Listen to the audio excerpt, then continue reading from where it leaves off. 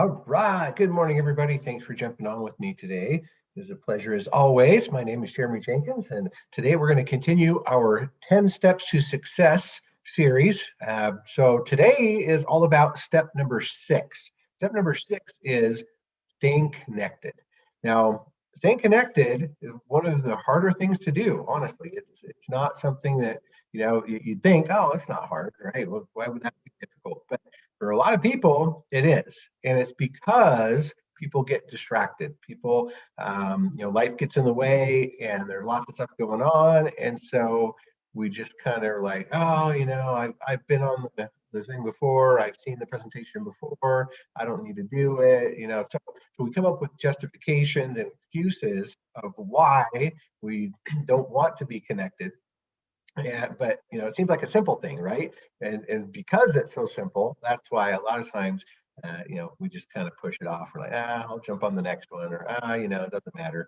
I'll watch the recording, whatever. Well, staying connected is super important because it's kind of like the idea of, if your phone is like the battery's dying on it, right? So if you don't have a charge, usually you have to charge at least once a day, right? Some phones maybe go 2 days, but you got to be connected. You got to charge it up. You got to fill up your batteries. Why?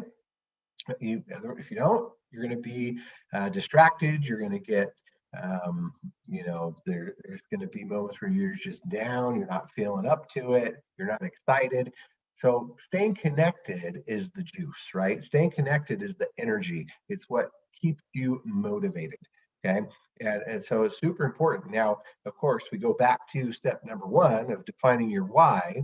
And if your why is strong enough, that's what we talk about that so much, right? If you don't have a strong enough why, a why that makes you cry, then it's not easy to stay connected, right? It's you got to have that motivation. You got to say, well, yeah, I'm going to be on every single Zoom call. I'm going to be on every update. I'm going to be on all the different ways of communication with the company and with the team, because that is what keeps you motivated. It's what keeps you, in practice, right? Is we don't want to get out of shape. If you want to go that on that analogy, right? If you don't do your exercise, if you don't do whatever, to keep healthy, then yeah, what ends up happening? You put on the pounds, and you're not feeling as good as you could. Right? You don't have the energy. So staying connected is so key to the success, right? And so it's why it's part of the 10 steps. So let's talk about this, because what we're doing is we are building our empire, right? The most important step you will ever make in building your network marketing empire is to just get started, of course.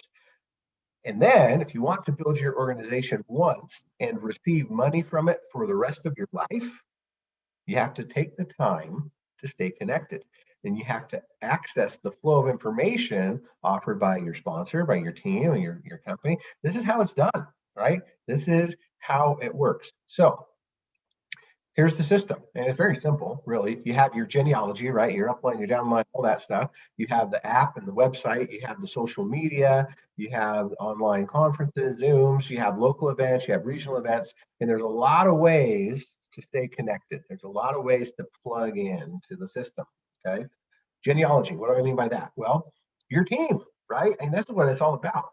It's your team. Who's your leader? Who are the different leaders on the team? Who can you connect with, right? Your team is going to play a huge role in your early success if you know who they are, how they can help you, and let them know that you're serious about your success, part-time or full-time, whatever it is, and that you want to be part of the team, right? Let them know.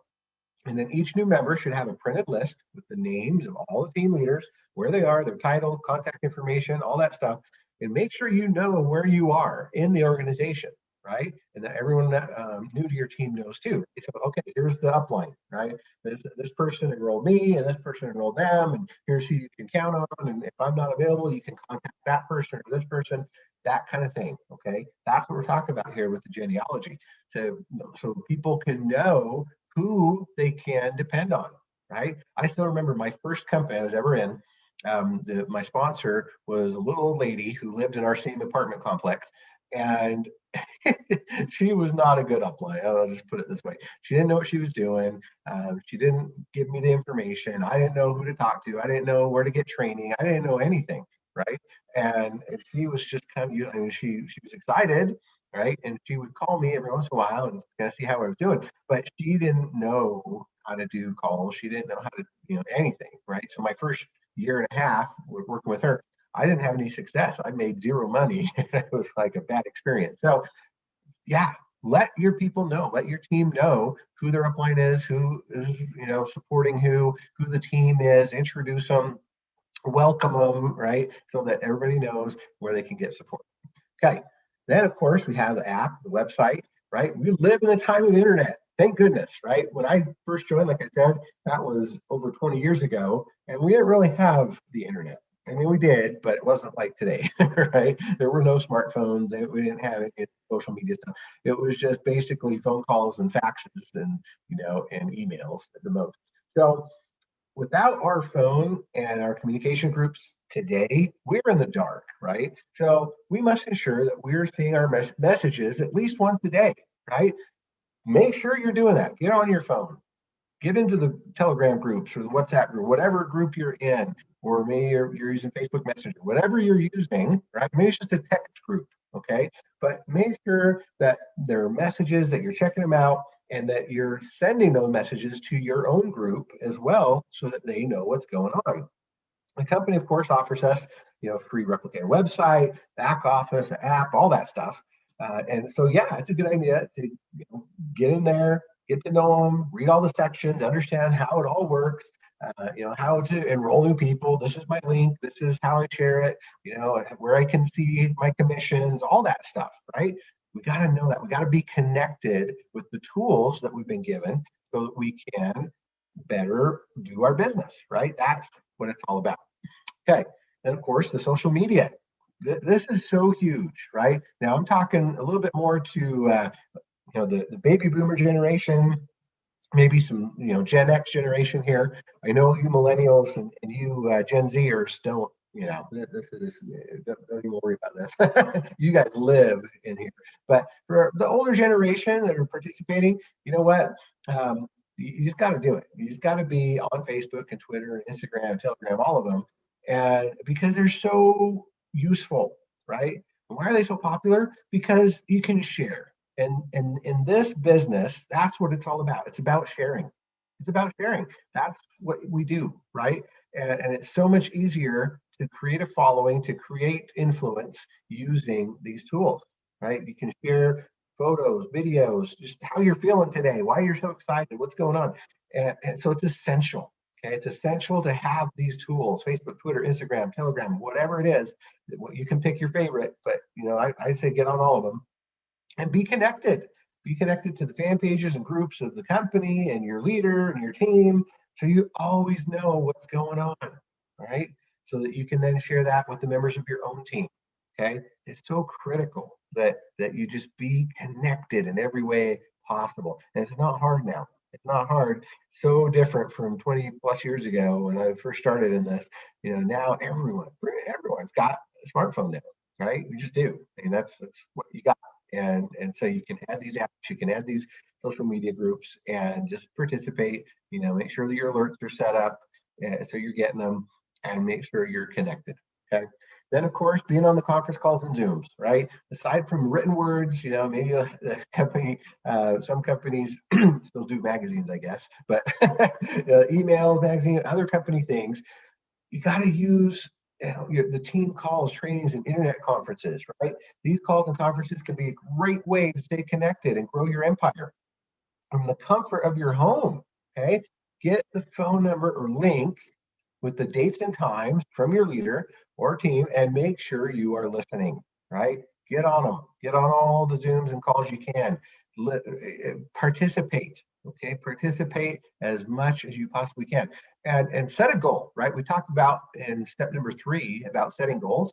You know what I would do? Here's a goal, right? If you don't know what goal to set, okay, here's what I would do. So obviously the first goal would be, contacting every day, right? So you're in contact, whatever it is, right? 2, 3, 5 people a day, just to see what they're doing, send them a video, uh, send them some results, right? Show them what you're up to and everything.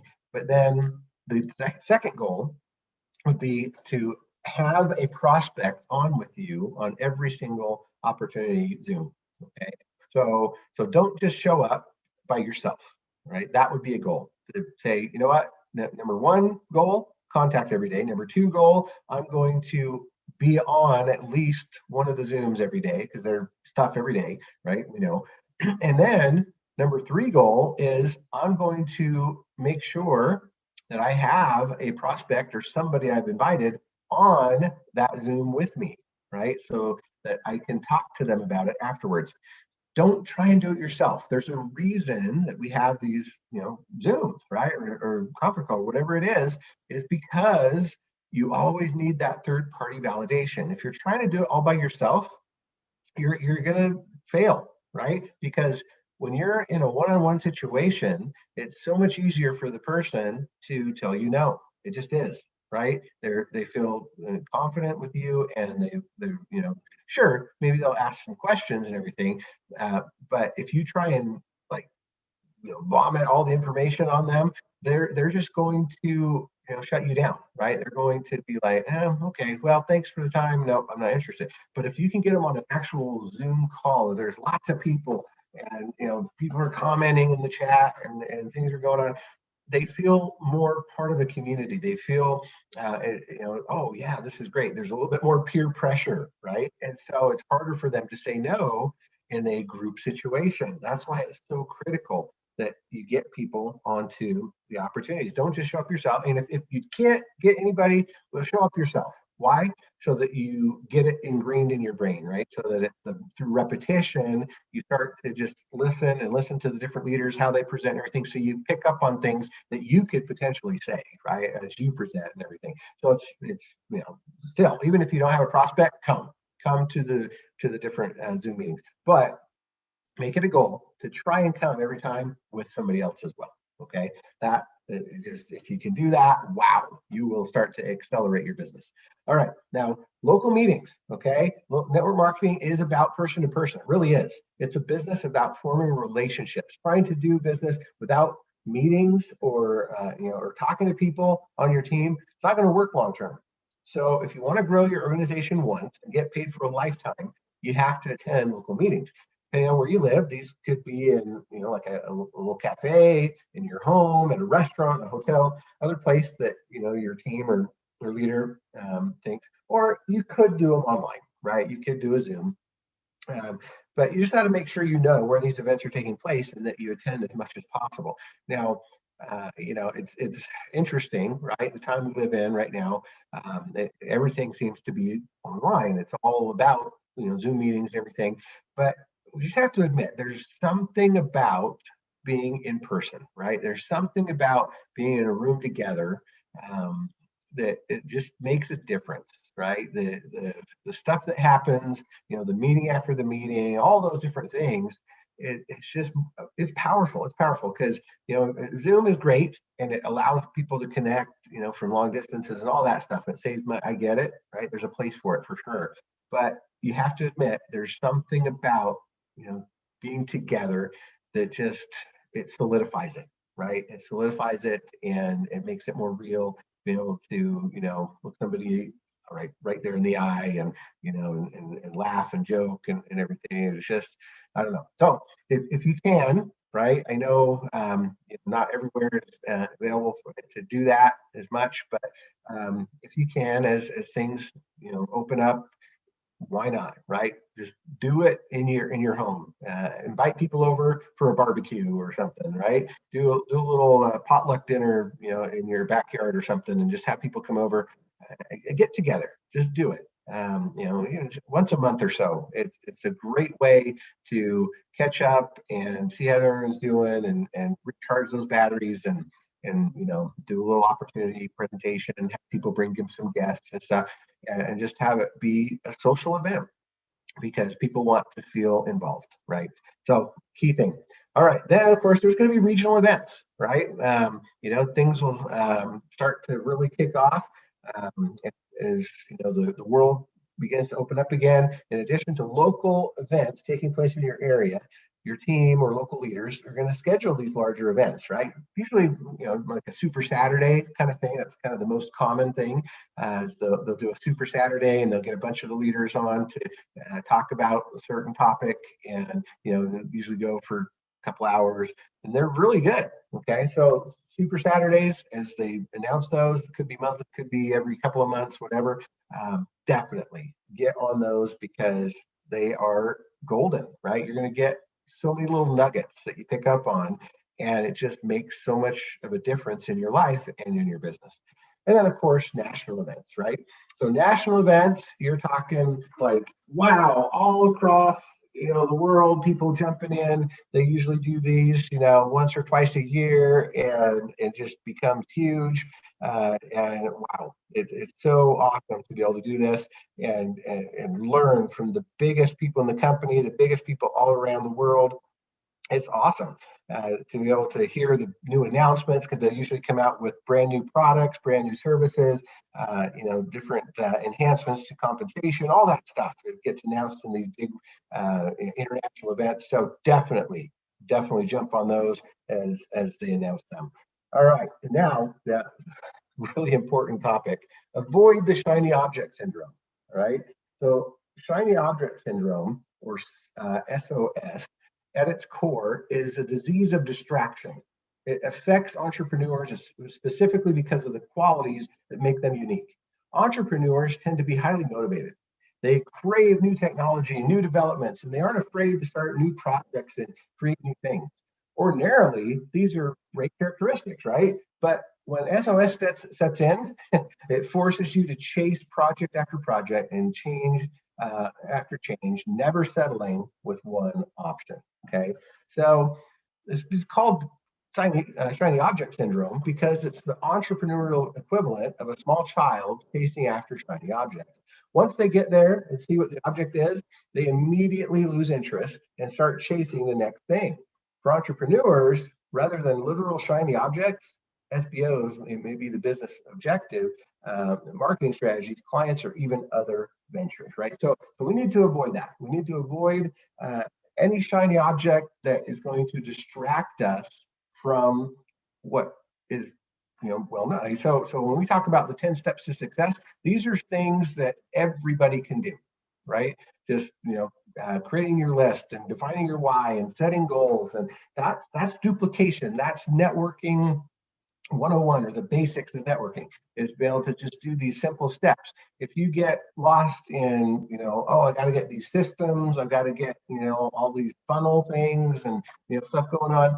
I mean, there might be a place for that, but, in the end, don't let, setting up your funnel, and don't let creating your Facebook group, and don't let, building your blog and all that stuff distract you from the heart of it, right? The heart of it is just talking to people, sharing what we do, talking about our results, helping people get past the barriers, right?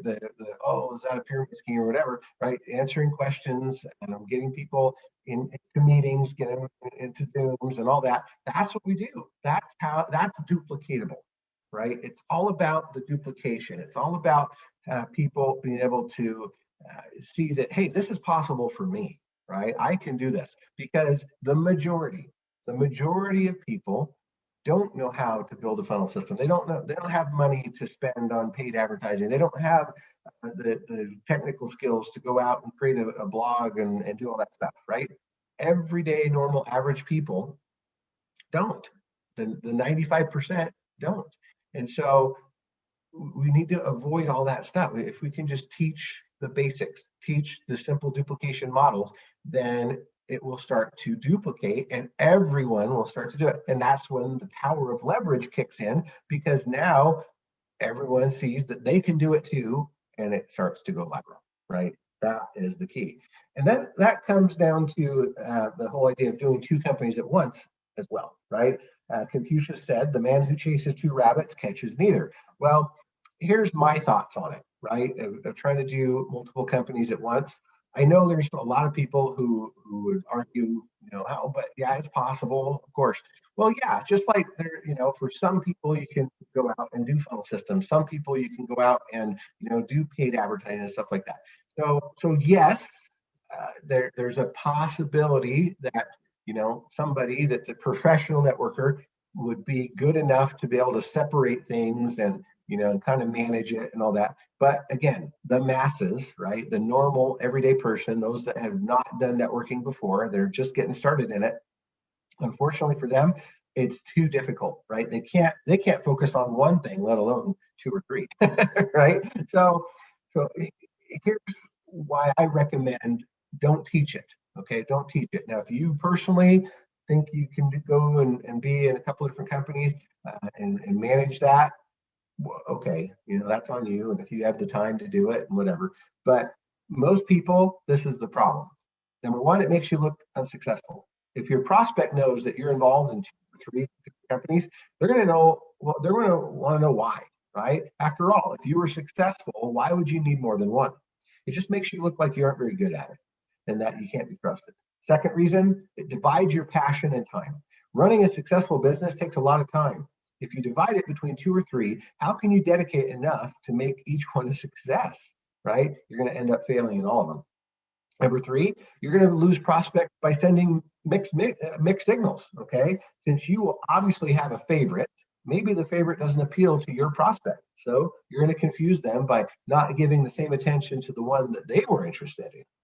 Number four, your downline is going to do the same as you, right? If they see you, they're going to duplicate you. And if you're working two or more, what is stopping your downline from doing the same thing, right? Wouldn't you want them 100% focused on building so you all make money together? And then finally, you would appear disloyal to your upline, right? The people above you in your business will probably not be too happy when they find out you're being disloyal. So you will stop getting the support and recognition that could help you succeed when you do that, right? So again, obviously, these are just suggestions. These are ideas. These are thoughts to help you be more successful. And it's just a recommendation, but I hope you see the logic in this. I hope that you can see why that would be. And sure, I admit I've been tempted. Right there, people come along and say, "Oh, hey, Jeremy, you'd be really good at this one." And I look at it and I go, "Oh, yeah, that's great, and that product looks amazing." But I just know I can't do it. Right? I can't be I don't know, sucked into that world because as good as it looks, it's going to distract from what I'm doing. So I have to just buckle down and say, I'm in this one. This is mine. This is where I'm at. This is what I love about it. And as good as that one is, okay, great. Have fun with it. Maybe I'll be a customer. Maybe I'll buy the product, only as a customer. But I know where I need to have my focus, right? And so if you can do that, and it's a sacrifice, right? It's a sacrifice, just like sacrificing, hey, I want to go watch my favorite show on Netflix, or maybe sacrificing, hey, I need to, I want to go do that fun thing with the family, but I need to be on this Zoom call today to learn what I'm doing. It's all about sacrifice. It really is. But what is sacrifice? Sacrifice is giving up something good for something better, right? And that is what we're trying to do here. We're trying to get the best of the best. So my suggestion, don't try and do two companies, focus on the one, even if that means that you're not going to get everybody, involved. Because, if you try and, like I said, here, if you try and chase two or more rabbits, you're not going to get any of them. All right. And then to end, if you have built castles in the sky, your work need not be lost. Now put foundations under them, right? That was Henry David Thoreau that said that. So here's the thing. Remember, we all have our dream and our why. We defined it in step number one. As we stay connected by engaging consistently each week, we begin to create the foundation. And as we build our team and make sure they are connected as well, we assure that the foundation stays solid and firm. As soon as we disconnect, the foundation can crumble. So don't let that happen. Okay? That's what it's all about. Staying connected, recharging our battery, right? making sure our phone is ready to go, right? Not letting it get down to that 10% where it goes red and we're like, I gotta find a charger. Don't do that. Stay connected. Plug in all the time, every single day, as often as you can, even just for a few minutes. Set those goals, right? Be committed. Do the personal development, and then make sure you are involved in every way possible with the business. Make sure, like I like to say, put on the hat, wear the t-shirt, let people know who you're involved with, why, and let them just over time see how you become part of that. The culture, the product, the service, the compensation, right? Let people know this is what you're all about and why you're so excited, and it will attract them to come, and you'll know what to say because you've been listening, right? And you'll know all the updates and be with the latest stuff. So anyway, hopefully that was helpful. I think it really will be if you can set those goals to be connected all the time, and be prepared for next week, because next week, step number 7, we're going to be talking about inviting, right? All about the invitation. So with that, I'll let you get back to your Saturdays. Thanks so much, and we'll see you